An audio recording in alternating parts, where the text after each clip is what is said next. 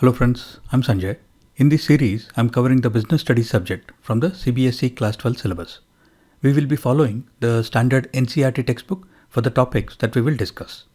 This is the 8th video of the series and we will cover the 8th chapter, which is controlling. First of all, what is controlling? What is the concept of controlling in the general sense? If you go to any airport, you will see a tall tower like this. This is called the Air Traffic Control Tower or the ATC tower. This is the place from where the air traffic controllers of the airport work. From the ATC tower, the controllers have a clear view of the entire airport so that they can see the movements of the airplanes and the vehicles on the ground. The ATC tower will also have radar displays from where they can see planes approaching and departing the airport. The controllers have radio communication with all pilots and they coordinate the safe and efficient movement of aircraft in the air and on the ground. The controllers provide instructions to all the pilots for takeoffs, for landings and for navigation to avoid mid-air collisions and also to ensure smooth air traffic flow. So the primary focus of the controllers is maintaining safety, ensuring that all the rules are followed and minimizing delays and also optimizing the use of the airspace in and around the airport. Similarly, in companies, controlling is an aspect of management that is either done by some of the senior management as part of their responsibilities, or in larger companies, they have dedicated control departments like finance control, production control, or purchase control. Just like an air traffic controller has a view of the entire airport, the controllers of a company have a view of the entire company. The controllers monitor the performance of the various departments and ensure that they are following the proper processes. In case of any deviations, they will flag it or report it to ensure that corrective and preventive actions are taken. The controllers in a company also ensure that the senior management has a clear view of the state of affairs of the entire company through various reports. In the first part of the series, we discussed about the various functions of management. Planning is the first function where you decide at a high level what is to be done, how it is to be done, and when it is to be done. You will set the goals and decide the strategies for the organization. To implement those plans or the strategies, you have to organize the resources that are required. So, organizing includes allocating resources like time, money, people, deciding team structures, and assigning duties to the different roles or positions. Based on the roles and the team structures that you have finalized in the organizing stage, you will create job descriptions and you will hire or recruit the people in the next step, which is staffing. After the staffing stage, you have the plan, you have the resources, and you have the people. Now it is time to execute. So the next step is directing, where you direct, give instructions, and lead the teams to make use of the resources, to work as per the plans, to achieve the objectives of the organization. In the directing stage, you ensure that the various tasks or activities assigned to the people in the organization are being completed by them. Next comes controlling. Even though controlling appears to be the last function of management, controlling is actually a part of every function because controlling includes monitoring the performance of every function of management, checking the quality of the work done, measuring the efficiency of the various teams, and identifying which processes are working fine, which are not working fine, and suggesting or initiating any corrective and preventive actions wherever required. In this chapter, we will discuss about the different aspects of controlling. Let us start with the meaning and the definition of controlling. Controlling has been defined as follows. Managerial control implies the measurement of accomplishment against the standard and the correction of deviations to assure attainment of objectives according to plans. If we expand on the definition, we can say that controlling is a function which ensures that the activities in an organization follow the plans. Controlling ensures that the resources are used efficiently and effectively to achieve predetermined goals. It is a goal-oriented function because the very purpose of controlling is to achieve the organization's goals. Further, managers must manage situations and take corrective actions before any harm or damage is done to the business. And the controlling function assists managers by tracking the progress of activities and ensuring that the activities align with the preset standards to achieve organizational goals. For example, there are some traffic rules which all vehicles have to follow, such as driving below the speed limits, driving on the proper side of the road and in the proper direction, wearing a seat belt, not using a mobile phone, wearing a helmet, etc. A controller is like a person monitoring the traffic. He will ensure that all vehicles are driving normally. If any vehicle has broken down, he will send help. And if any vehicles are not following the rules, the controller will take action. So the controller in a company monitors the people, the processes, and the resources of the organization. Where is controlling used or applied in an organization? Controlling is a pervasive function which is required at all management levels, top, middle, and lower level or supervisory management. And controlling applies across all types of organizations. For example, educational institutions, businesses, NGOs, etc. Because in every type of organization, whether it is big or small, there will be plans, and controlling is the process that ensures that the activities are being completed as per the plan. What is the relationship of controlling with the other steps in the management cycle?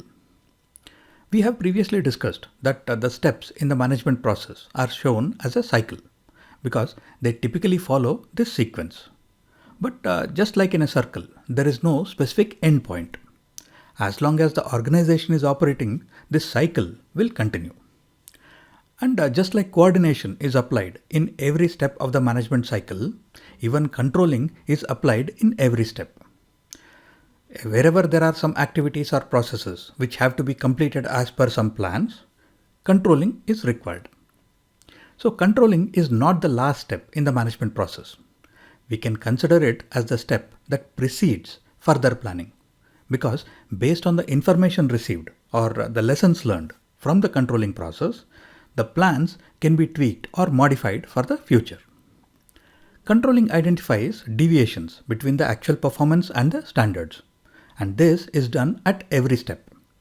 For example, if as per the original plan, the organizing activities had to be completed within a specific timeline, like 30 days, and we actually completed them in 45 days. There is a delay. There is a deviation between the standard or the plan and the actual. Controlling is the process through which this deviation is identified, and it is analyzed to understand the reasons for the delay and the effects of the delay. And thereafter, corrective and preventive actions are taken to minimize any damage or negative impact caused by the delay. Similarly, if we were to suppose hire 20 workers at an average salary of 50,000 rupees per month, which was decided in the staffing plan. But we hired only 15 workers and the average salary is 70,000 per month. Here again, there are multiple deviations from the original plan. And controlling is the process used to identify the deviations and to analyze whether the deviations are because of wrong planning or wrong execution or some other reason. Analyzing the causes of deviations facilitates corrective actions, and the lessons learned are used to improve future planning. So, in short, controlling is not the first step in the process of management because there should be some plans against which the actual performance can be measured. But once the process of management or the cycle of management starts off, it will continue as long as the organization is active. And then controlling is not the last step in the management process because it precedes the planning function. And controlling is applied in some way or the other in all the other steps of the management cycle. What is the importance of controlling in an organization? Controlling helps in accomplishing organizational goals because controlling helps in measuring the progress towards the goals, identifying deviations, and guiding corrective actions to stay on track as per the original plans and to achieve the original objectives. Controlling helps in judging the accuracy of standards because it allows the management to verify if the standards are actually accurate and adaptable to organizational or environmental changes. And these standards can be revised when needed. For example, originally your plan may be to produce 1000 units of a product per day. but the factory is producing only 700 units per day. Through controlling, you identify the deviation and analyze the reasons. And you realize that because of some shortage of raw material, you can produce only 700 units, which means that your original plans were not accurate and you need to change them. Controlling helps in efficient use of resources. Through control, managers reduce wastage and ensure that resources are used effectively and efficiently in line with the standards. For example, as per your original plan, your factory should make 10 units of a product for every 100 kilos of raw material. But you are making only 8 units. Controlling can help you in identifying the reason for the deviation and if and how and why any wastage is happening so that you can fix the problem. Controlling helps in improving employee motivation. By clarifying expectations and performance standards, a good control system motivates employees to perform better. Because through controlling, you can see how your employees are performing against the targets. If employees are meeting or exceeding the targets, they can be rewarded. If employees are missing the targets, then they can be given training or support to help them. Controlling helps in ensuring order and discipline. Control creates a disciplined atmosphere by monitoring the employee activities and also by minimizing dishonest behavior. Because controlling can be used to monitor the productivity and the efficiency of the employees, it can be used to prevent employees from simply wasting time or wasting resources at the workplace. And controlling facilitates coordination. Because controlling ensures that all departments and all employees work in harmony and coordinating efforts to achieve organizational goals. For example, if departments A, B, C and D are required to complete a particular process, controlling will help the management in identifying if there are any problems or issues in any specific department, and actions can be taken to fix the problem and also to adjust the work of the other departments to minimize any issues. What are the limitations of controlling? The first limitation is difficulty in setting quantitative standards. For example, if a person is running a service center for repairing laptops and employs 50 technicians for the repair work, customers will bring in different laptop models for repairs and every laptop may have a different problem. So the time required to repair these different laptops will also be different depending on the complexity of the problem. In such situations, setting targets may become difficult. How many laptops should a technician repair in a day? What should be their performance target? The textbook also says that some performance areas like employee morale or employee job satisfaction cannot be easily measured in quantitative terms because these are qualitative aspects, which makes it harder to set effective standards and evaluate performance. Because if there are no standards, then controlling will become a challenge. Limited control over external factors. External influences or factors like government policies, technological advancements, and competition are beyond the organization's control, and this limits the effectiveness of internal control systems. Controlling may still tell you where the problem is, but it may not be able to suggest any solutions to fix the problem. Next is resistance from employees. Employees may resist control mechanisms, viewing them as restrictions on their autonomy, such as objecting to monitoring through tools like CCTV. For example, IT companies started to implement control and monitoring mechanisms to ensure that their employees who are working from home are actually working from home. Some companies started monitoring the computer screens by taking screenshots at regular intervals. Some companies had systems to check if the employees were actually moving the mouse or scrolling through the documents. And some smaller companies even insisted that employees should have their webcam always on when they are working from home. And immediately employees started feeling that all of these control mechanisms were an invasion of their privacy, and these are unnecessary pressure tactics. And finally, controlling can turn out to be a costly process because implementing control systems can be expensive, involving substantial time, effort, and financial investment. For smaller organizations, the cost may outweigh the benefits, making it difficult to justify. For example, if you are the manager of a team, which has mature individuals who can take responsibility of their own work and don't need any monitoring, putting in a control mechanism is just a waste of time, a waste of effort and a waste of money. In short, while controlling is a very important part of management, it does have its own limitations. What is the relationship between planning and controlling? In the management cycle, we have seen that controlling and planning are neighbors.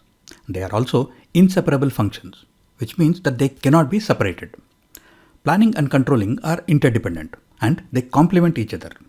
They are closely linked, and controlling is only effective if a plan exists, and planning is meaningless without a system to control performance. For example, when you see an archery competition, the plan of the competitors is to hit the targets. If there is no plan, there is no target, then how would you measure the performance of the competitors?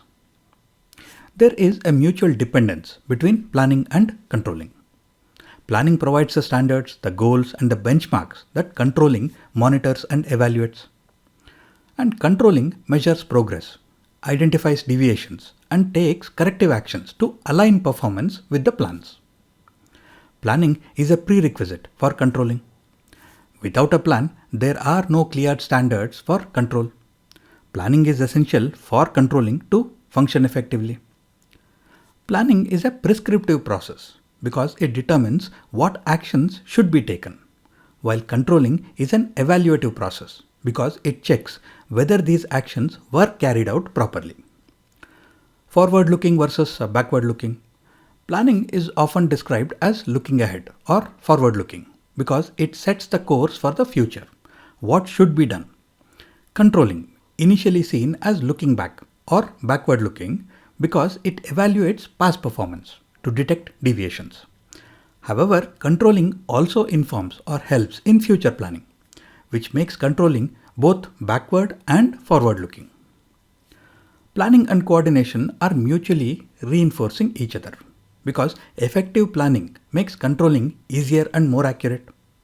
And controlling improves planning by offering feedback from past experiences, and it helps to refine or develop future plans. In short, if there is no planning, controlling will not work. And if there is no controlling, you will not know if the plan has been carried out or not. When we look at controlling as a process, it has 5 steps: setting performance standards, measuring the actual performance, comparison of actual performance with the standards, analyzing deviations, taking corrective action. We will discuss all of these points in a little detail. And under analyzing deviations, we will also discuss the concepts of critical point control and management by exception. Setting performance standards is the first step in the controlling process. If you don't know what is the target, you don't know what the company is aiming for. So standards are the benchmarks towards which an organization strives to work.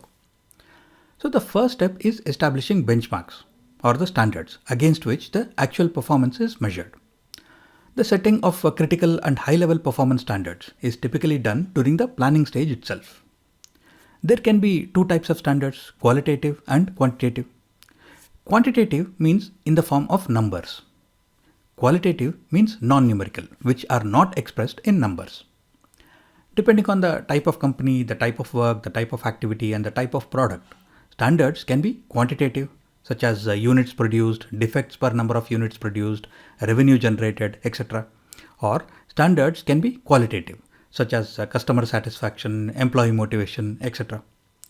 In a factory manufacturing phones, the standards can be quantitative, like the number of units produced and the percentage of defects, etc. In a restaurant, apart from the quantitative metrics, like the number of items sold, there can also be qualitative metrics, like customer satisfaction. Typically, the qualitative metrics are also quantified wherever possible, like customer satisfaction is converted into ratings on a scale of 1 to 5 or 1 to 10. This is because pure qualitative standards are very difficult to manage or measure. If I say the metric is customers should be happy, then anything that makes the customers unhappy will be a fail. However, if I say your average customer ratings should be more than 7 on a 1 to 10 scale, it is easier to measure and easier to control. And while setting or deciding the performance standards, The management should ensure that the standards are precise, they are measurable, and they are flexible enough to adapt to changes in the business environment. Because as the business environment changes, the standards should also be changed. Measurement of actual performance is the second step in the controlling process. In this step, the controller or the manager will need to objectively and reliably measure the actual performance using various techniques like personal observation, performance reports, or sample checking. Depending on the type of process or the type of activity, the measurement can be done after the task is completed or sometimes even during the task itself to catch any issues early. For example, if a factory is manufacturing some very simple items like screws, then the measurement of quantity and the measurement of quality can be done after each batch is produced, that is at the end of the process. But in a factory that is assembling car engines, the measurement or checking of quality should be done at the time of the actual activity also, because after the assembly is completed, any mistakes inside the engine may not be visible or apparent from the outside. Different types of metrics can be used to measure performance. Financial performance can be measured by periodically checking ratios or calculating ratios like gross profit ratio, net profit ratio, return on investment, etc. And production efficiency can be measured by counting the number of items produced, counting the number of defective items per batch, etc. Comparison of the actual performance against the standards is the third step in the controlling process. From the first step, you have the standards or the targets. From the second step, you have the actual performance. So in the third step, you can compare the actual performance against the standard performance. As far as possible, if the actual performance and the standard performance are quantitative, that is measured and expressed in some numbers, then comparison will be straightforward. For example, the number of units produced versus the target. Analyzing deviations is the fourth step in the controlling process. In general, in most industrial processes or large-scale activities, some deviation from the plan is normal and expected. For example, if you are manufacturing a product, then some wastage or some percentage of defects is expected.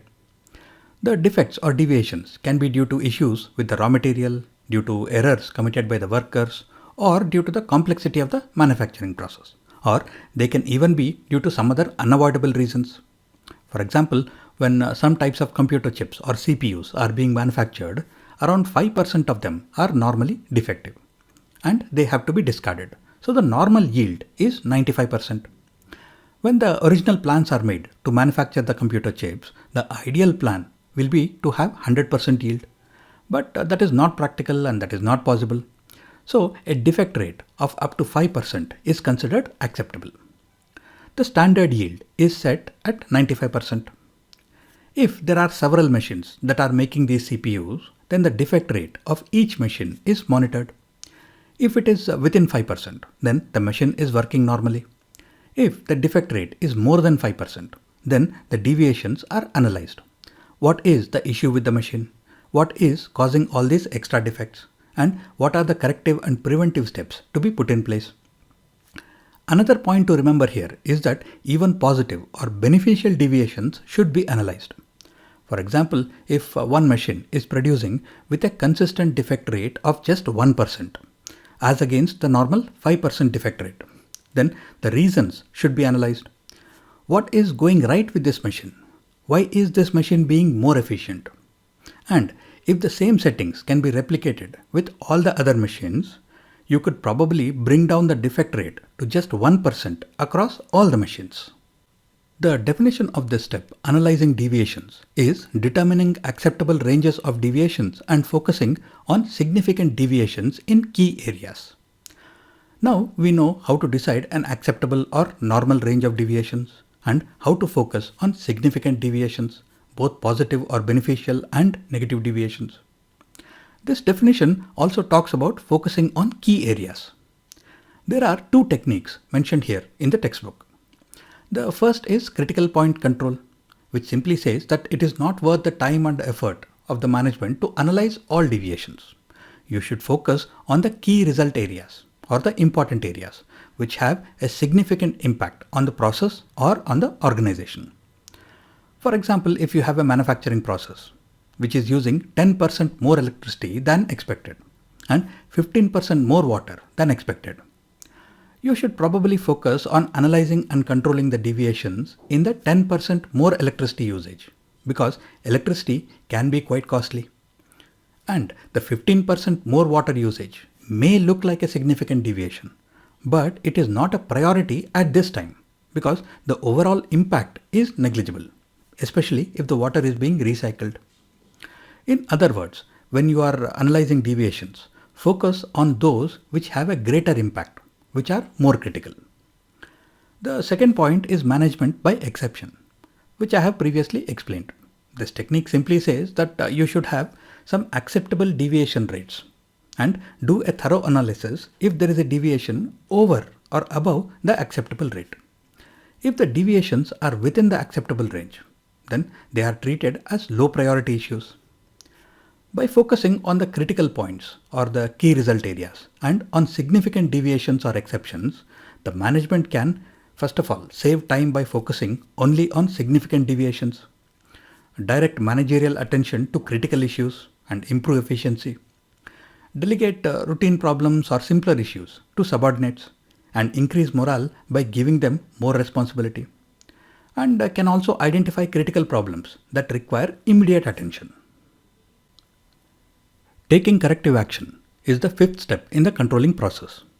After you have analyzed the deviations and you have identified the reasons for the deviations or the defects, you will need to take the necessary corrective steps to address the immediate issues and also undertake preventive measures to prevent future issues.